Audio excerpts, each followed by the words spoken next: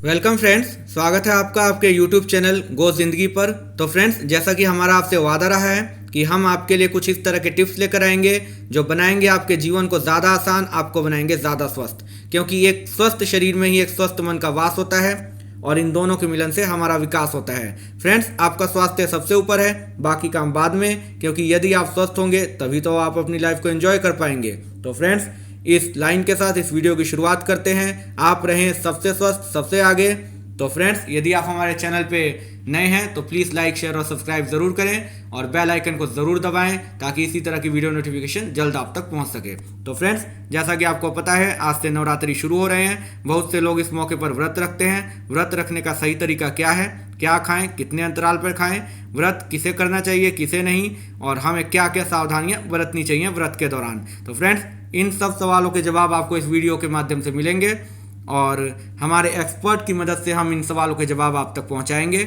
और हमारे एक्सपर्ट्स में शामिल हैं डॉक्टर अनूप मिश्रा, डॉक्टर शिखा शर्मा, रेखा शर्मा और वसुंधरा सिंह।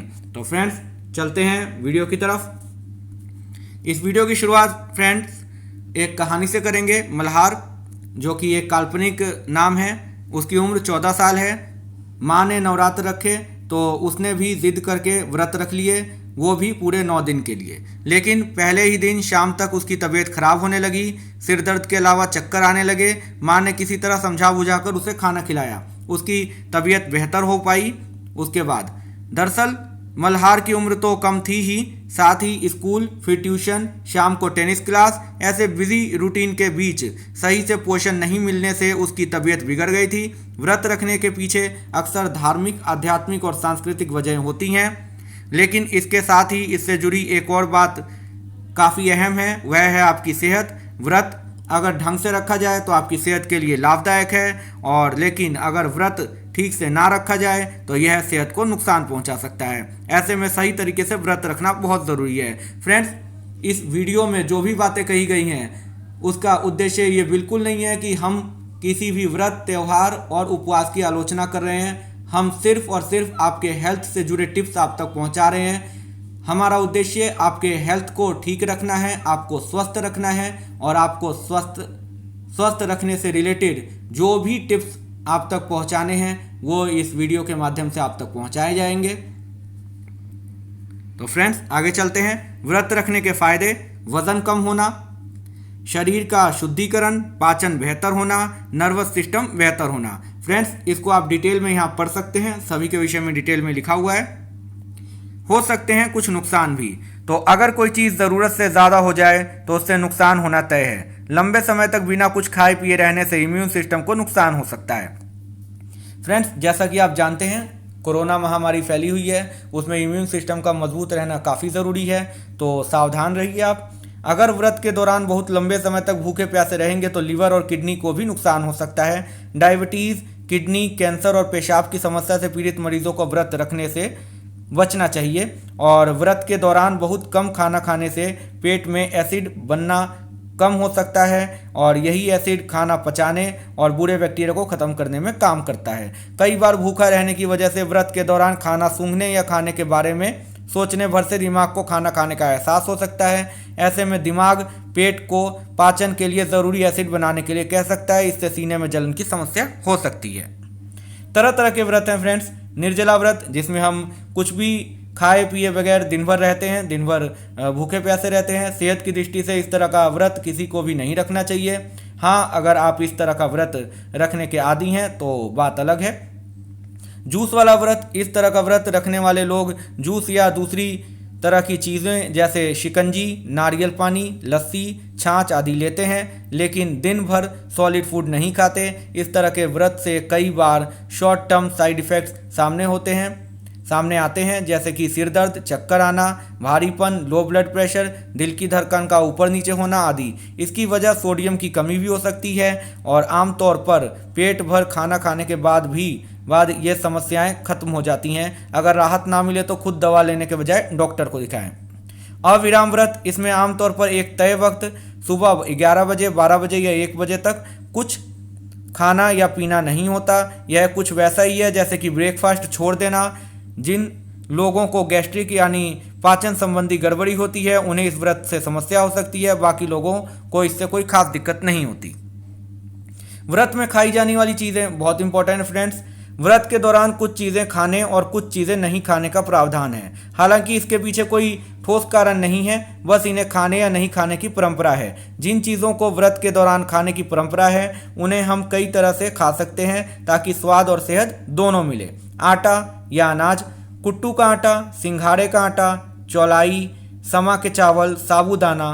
तेल मसाले में क्या क्या खा सकते हैं? जीरा, सेंधा नमक, काली मिर्च, छोटी इलायची, लौंग, अनारदाना, अदरक, हरी मिर्च, धनिया, काला नमक, आमचूर पाउडर, ये सब हम खा सकते हैं। सब्जियां आलू, सीताफल, शकरकंद, अरबी, जिमीकंद और कच्चा केला, खीरा, लौकी, टमाटर आदि हम ले सकते हैं। देसी घी, घर का बनाया मक्खन या फिर मूंगफली के तेल का इस्तेमाल हम कर सकते हैं। किस चीज़ में कितना पोषण होता है ये भी जान लेते हैं और कितने अंतराल पर क्या खाएं। व्रत के दौरान कितने अंतराल पर क्या खाएं यह कहना मुश्किल है, क्योंकि अलग अलग लोगों को अलग अलग मात्रा में खाने की ज़रूरत होती है। व्रत रखते हुए देखें कि कितनी देर तक भूखे रहने के बाद भी आप ठीक महसूस करते हैं, आपका पाचन सिस्टम कैसा है, एसिड का लेवल क्या आदि। फिर भी कुछ सामान्य बातों को हम यहाँ ध्यान में रख सकते हैं। बेहतर है कि हर 3-4 घंटे में दूध, छाछ, दही या फल आदि लें। लंबे समय तक भूखे रहने से ज़रूर बचें। व्रत के दौरान ज़्यादा से ज़्यादा मौसमी सब्जियां खाएं, खूब फल खाएं, एक मुट्ठी ड्राई फ्रूट्स ले सकते हैं। तेल का इस्तेमाल कम करें। स्वाद के लिए तेल या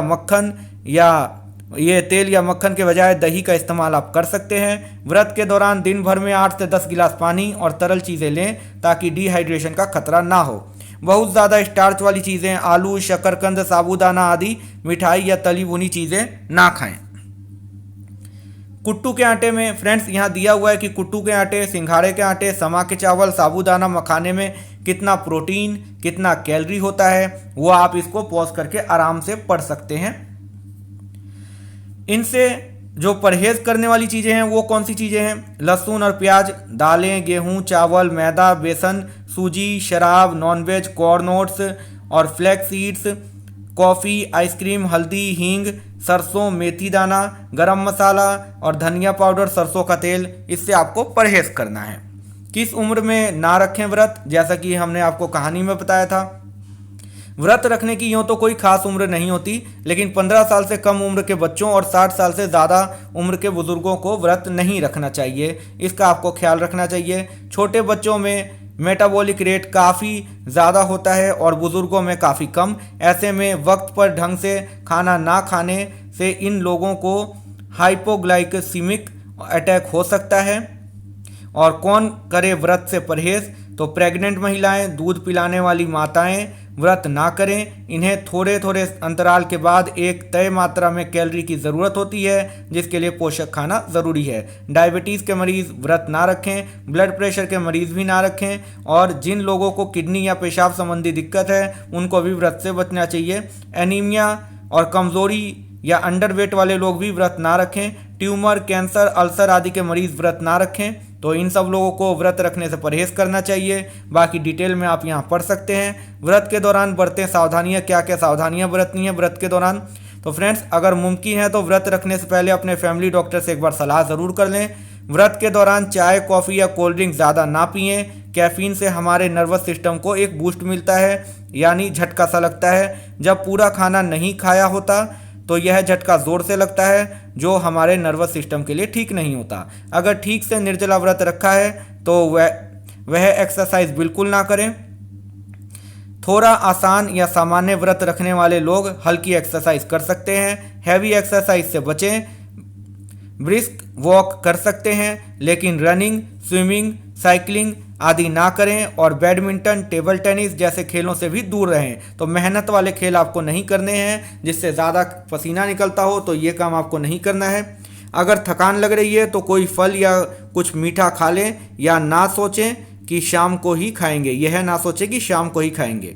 अगर मुमकिन है तो दिन में एक नैप यानी छोटी नींद ले लें और इससे तन और मन दोनों रिलैक्स होते हैं। व्रत के दौरान भारी काम ना करें, जैसा कि मैंने आपको पहले बताया, जैसे कि घर की शिफ्टिंग, भारी सामान उठाना, खूब सारे कपड़े धोना आदि। शॉपिंग के लिए भी ना जाएं क्योंकि इससे थकान हो सकती है।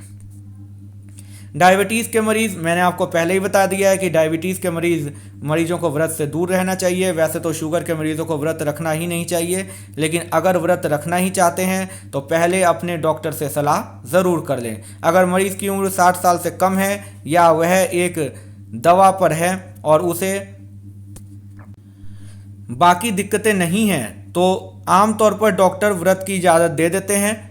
अगर मरीज़ की उम्र 60 साल से ज़्यादा है या वह कई दवाओं पर जी रहा है या कुछ दूसरी गंभीर शारीरिक समस्याएं हैं तो उन्हें व्रत बिल्कुल नहीं रखना चाहिए। व्रत से अगर हो जाता है सर दर्द तो सिर दर्द की सबसे बड़ी वजह लंबे समय तक भूखा रहना और सोडियम या नमक नहीं लेना या कम मात्रा में लेना हो सकता है। खासकर 60 साल से ज़्यादा उम्र के लोगों में यह देखा जाता है और आजकल तो छोटे उम्र के लोगों में भी यह देखा जाता है। अगर आप एक ही बार नमक खाते हैं तो सोडियम से भरपूर दूसरी चीज़ें जैसे कि डेयरी प्रोडक्ट्स, टमाटर, पालक आदि को खाने में शामिल करें। मूंगफली खाने से भी सिर दर्द होने के चांस कम हो जाते हैं। दिन भर में कम से कम 12 गिलास पानी ज़रूर पिएं। शरीर अच्छी तरह हाइड्रेट रहे तो सिर दर्द नहीं होता। व्रत शुरू होने से पहले तरके चाय या कॉफ़ी पीना भी फ़ायदेमंद होता है। सिर दर्द होने पर कई बार कुछ खाने से भी राहत मिलती है और सिर दर्द ठीक ना हो तो पैरासीटामोल की एक गोली ले सकते हैं जो कि मार्केट में क्रोसिन और कालपोल, पेनाडोल आदि नाम से भी मिलती है। फ्रेंड्स, फिर भी आप अपनी डॉक्टर की सलाह के बगैर कोई भी दवाई ना खाएं, ये हमारी सलाह है आपको। व्रत रखने का तरीका, गलत तरीका, दिन भर बिना पानी या खाने के रहना, शाम में पूड़ी, कचौड़ी, टिक्की आदि तली भुनी चीज़ें खाना, स्नैक्स के नाम पर दिन भर चिप्स, रामदाने के लड्डू, गुड़ की पट्टी आदि खाते रहना, कुट्टू, समा या साबूदाना आदि ज़्यादा खाना। सही तरीका क्या है व्रत रखने का? व्रत के दौरान हर 2 से 3 घंटे में कुछ हेल्दी चीज़ें जैसे फल, दूध, छाछ आदि लेते रहें। व्रत के दौरान दवा बिल्कुल ना छोड़ें, चाहे बीमारी छोटी हो या बड़ी। ऐसे खोलें व्रत खोलने का तरीका फ्रेंड्स, वैसे तो नवरात्र के व्रत में व्रती दिन में कई बार खाते हैं, लेकिन कुछ लोग शाम में एक ही बार पूरा खाना खाते हैं। ऐसे लोग दिन में फलाहार के बाद शाम को जब पूरा खाना खाएं तो पराठों या पूड़ी से शुरुआत ना करें। पहले आधा गिलास पानी और साथ में 4 से 5 खजूर या आधा कटोरी खीर खा लें। दरअसल लंबे समय तक भूखा रहने के बाद दिमाग को ग्लूकोज के रूप में एनर्जी की ज़रूरत होती है। खजूर या खीर से दिमाग को एकदम एनर्जी मिलती है, इससे शरीर को तरावट भी मिलती है और ताकत भी मिलती है। पराठे या पूड़ी से खाने की शुरुआत करेंगे तो भारीपन महसूस होगा और पाचन भी गड़बड़ हो सकता है। तो फ्रेंड्स, ज़्यादा जानकारी के लिए आप इन वेबसाइट्स को देख सकते हैं, जैसे nishamadhulika.com, व्रत के लिए स्वादिष्ट और पौष्टिक डिश यहाँ से सीख सकते हैं आप, और vegrasipsofIndia.com, यहाँ भी व्रत से जुड़ी कई अच्छी डिश आपको सीखने को मिल सकती हैं। तो friends, thank you for watching this video and यदि आपको ये वीडियो नॉलेजेबल लगी है तो अपने दोस्तों को, अपने रिश्तेदारों को, सभी को शेयर करें, ज़्यादा से ज़्यादा शेयर करें। और फ्रेंड्स, एक लाइक का बटन तो बनता है, एक लाइक का बटन ज़रूर दबा दें और चैनल को सब्सक्राइब कर लें ताकि इसी तरह की हेल्दी टिप्स आप तक जल्द से जल्द पहुंच सके। और फ्रेंड्स, अपने विचार कमेंट सेक्शन में लिखना ना भूलें। कमेंट सेक्शन में आपके कोई सवाल हैं तो वो भी आप पूछ सकते हैं, हमें उसका आंसर देने में खुशी होगी। Thank you for watching friends, goodbye. अपनी सेहत का ख्याल रखें, हेल्दी रहें, स्वस्थ रहें और आगे रहें।